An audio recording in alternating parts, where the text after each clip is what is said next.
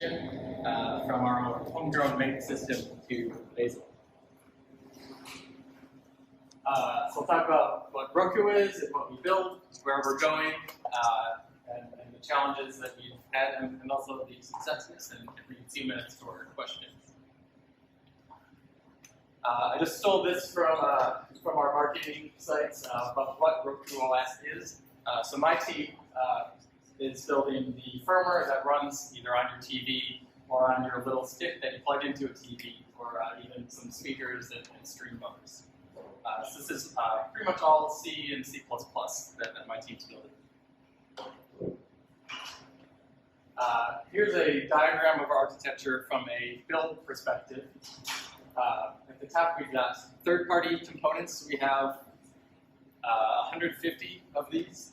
And building these on our build server is actually pretty quick. That's about 14 minutes. And then next is the purple box, and that's Roku OS. So the whole thing I've talked about is Roku OS. We also call this little purple box Roku OS. So if you're confused, welcome to the team. Roku OS has 300, we've been calling them modules. Most modules is like one library, sometimes a couple. And this builds in about 42 minutes, and a census scale for the team size, we've had 600 committers in the past year. Everything above the data line is sort of generic and runs on all of our platforms. Then we have a platform-specific pieces at the bottom, so that's the Linux kernel and things that talk closer to the hardware. We've built up a lot of platforms because we're still supporting new updates on 8-year-old TVs. So most of these are ARM, but we've got a few older MIPS, and we actually have some x86 version of Roku OS that just runs on a Linux desktop. It's a window, and that's just an internal developer tool. And all of this is orchestrated by Make, everybody's favorite build system. So the third-party stuff we do call into the components, the open source components build system, if that's CMake or some sort of model tools thing, or just more Make. But the Roku OS stuff, we do write our own Make files for them. So where we're going is obviously Bazel, but we're not migrating everything to Bazel. We're just the purple Roku OS box from the last slide. And we're going to be using BitBake, the Open Embedded project, for the top-level build system that puts everything together. People who aren't familiar with BitBake and Open Embedded, BitBake is just another task execution engine that is pretty simple. And Open Embedded is built on top of that. It's perhaps the industry standard for building an embedded Linux distribution. So it has recipes for over 1,000 different open source components. So there's a ton of value in, like, we can just get boost from that instead of maintaining that ourselves. And there's a lot of hooks for customizing things. And it's not just compiling and linking, but also assembling a rootfs and building an image that you can deploy and run on your device. So what we really like Bazel, it doesn't quite have that ecosystem to do all of that. I'm watching like the Bazel Central Registry and see some of that is pretty interesting for at least building things, but assembling rootfs is still going to be difficult. Open Embedded BitBake does provide caching on a component level, where a component is like a library like Boost. But with Roku OS being so huge and monolithic and actively developed, component level caching doesn't buy us anything. We'll never hit the cache. So we're going to Bazel. We get the nice fine-grained action caching. We started this migration back in January, and our goal is to flip to Bazel by the end of June. And then after that, we'll come along and replace that top-level make with BitBake. We started with 3 full-time engineers and 2 people working about half-time on this, and very little Bazel experience. I'd say we had 1 person who was familiar and comfortable just dropping into writing custom rules.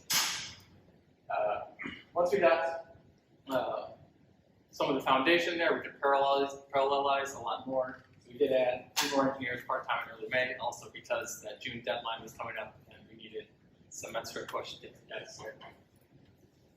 So we are currently mostly just churning through that migration now, and we plan to continue with performance and user experience improvements after that. We have a functional remote cache right now using Build Barn, but it's not super performant and useful. We really just haven't had time to spend on it.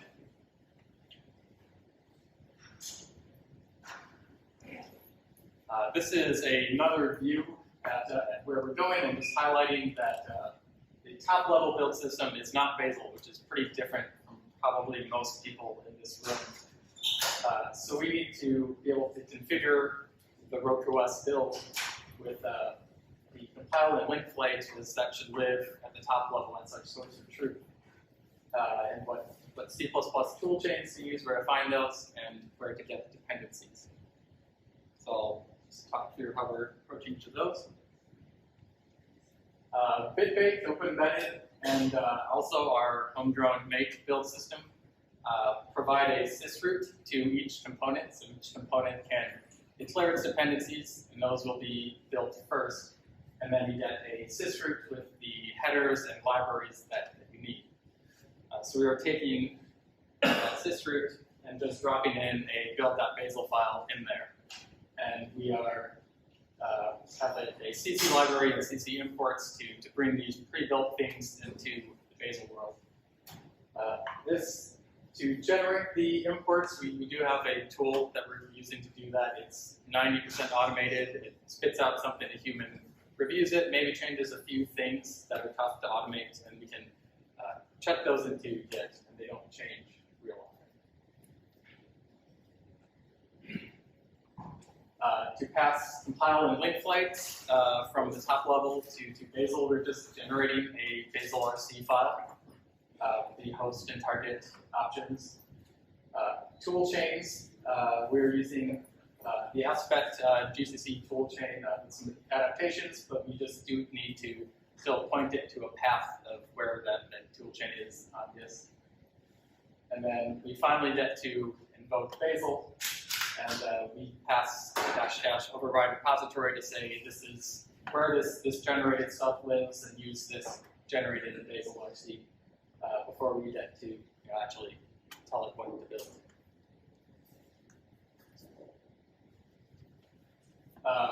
Our successes so far, one was Aspect's GCC toolchain. This is also a challenge, is how hard the C++ toolchains are to get a hermetic toolchain out of the box that works with remote execution. But we saved a ton of time by starting here. It's also gotten a lot of mileage out of other automation and tooling. Like I mentioned, semi-automating those CC imports with third-party stuff. And we've got a tool to parse the #include lines from our source files and try to find what component that lives in to populate our deps list in the build file. And these tools aren't perfect, but they're good enough to be useful and help with the migration. We've also got some tools to help compare that we're building the same thing correctly, like from Make and then Bazel. With 50 different platforms, we can't be doing a lot of manual testing on all of those. So we have some tools to compare the flags, like the compile commands at JSON you can generate, but also with the binaries itself, looking at the symbols that are in everything. And like the R path and DT needed is all looking the same as it was before. So we're using Bazel not as a top level thing, but we do want people to be able to interact with the Bazel command line. So once Make or BitBake have built the third-party dependencies, you can drop in and use the Bazel CLI directly. This past slide, I get past like where the Bazel RC is and all of that. So we didn't want the users to experience that. So we have a wrapper at tools Bazel. We sort of taught that to like use a build platform environment variable, and that will figure out the right flags to pass. And it's pretty much like you're using Bazel like normal from the command line. Our challenges, we've split this up into our grievances with Bazel and then our self-inflicted wounds. With Bazel itself, the hermetic tool chains is a pain point. Even with what we had to start, we had to make some tweaks to handle code coverage and LTO, time optimization, and get some of the C++ runtime libraries specified correctly. There's some more minor complaints with the built-in CC rules and limited flexibility over linking. We do have a mix of static and dynamic linking, but the link static flag on CC library is all linking, and sort of some similar problems with whole archive and start group, end group, which really points to like maybe we have some circular dependencies in our code, and that's an architectural self-inflicted problem. We'd also profile COPS would be really nice. This is another pretty minor group or complaint, but the more Bazel-y way is to split it off into smaller libraries, and it's making some of our build files look fairly verbose when we have things that are only a separate library because they have a different optimizer flag for them. Our biggest performance complaint that we have so far is paying the cost of relinking with LTO. So our biggest binary takes about 60 seconds to link when LTO is enabled. And we have to pay that again if we change a shared library that it depends on, even in a way that's pretty much meaningless. It's just an implementation detail in the library. So we're going to produce the exact same bits at the end of this, but we're going to do the 60-second link anyway. There is a GitHub issue on Bazel, and tried to reach out to Google and get some help.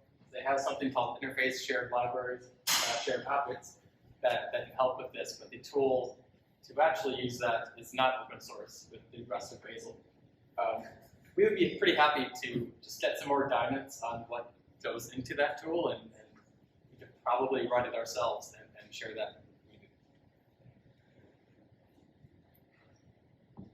Our self-inflicted wounds, it's our code architecture and some pretty sloppy module boundaries. In our old make system, you could just add these circular dependencies and you wouldn't even necessarily be aware of it. Things would just work.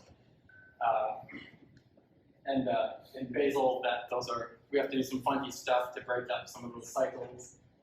And when we have weak module boundaries, we're even including CPP files in multiple libraries.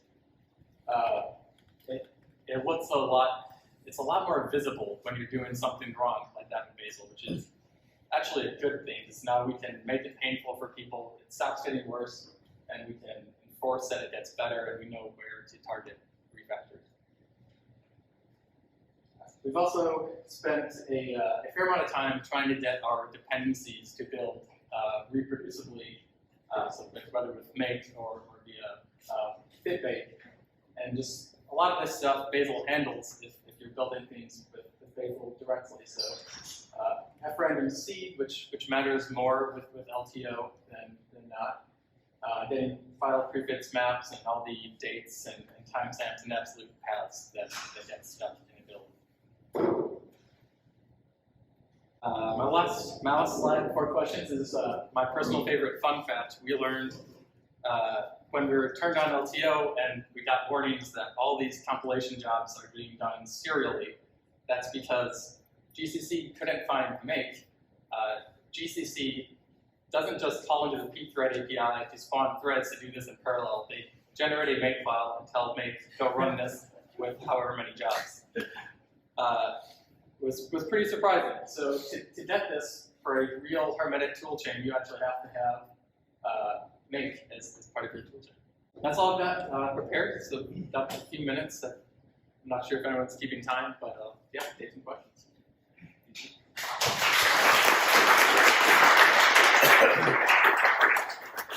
get any performance gains at the end? So we are still working on this. It's not going to make GCC run any faster, but we do expect that our build times, and especially once we have remote cache, will come down. We don't have any concrete numbers right now, but a lot of confidence that it will be better. What prompted you to use synthesize Bazel RCs instead of using config options?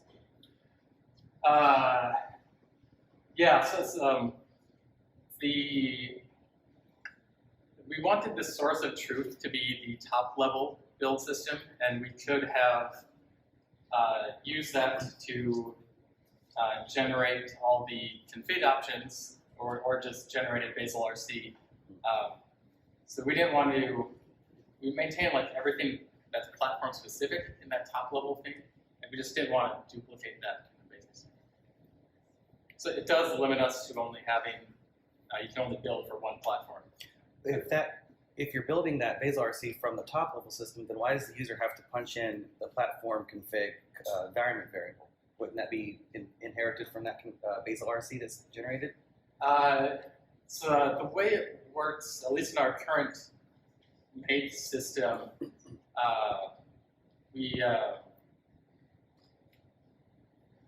see. There are reasons that we can talk after. It's one of the weeds. Yeah. Why circle dependencies became a new issue when introducing Bazel? Like, why wasn't it an issue before? So we have like lots of modules that claim they're independent, but they'll include each other's header files, for example. And then when we link them in groups, or we just turn on full archive to get all the symbols. And that just works in Make, but Bazel will complain. Are there other benefits of stability or observability that your team is shooting for by doing this? Definitely stability. The amount of times a question comes up in Slack and somebody says RMRF your build folder it's ridiculous. Even without remote cache and execution, I think people will spend less time waiting for builds just because it's correct and clean and incremental builds just work. You mentioned you did a bit of work on generating build files and dependencies. Now that you're further along in the migration, would you have done it differently? Like, what obstacles did you face there, and how would you start doing it today? So we were really only generating like the third-party imports, and that was pretty simple. We haven't had a lot of problems with that, so yeah, I'm happy with what we did there. We attempted to convert some of our make files in Roku OS more automatically. We did get some things right, but there are just enough weird things in enough of those 300 make files that we abandoned that effort.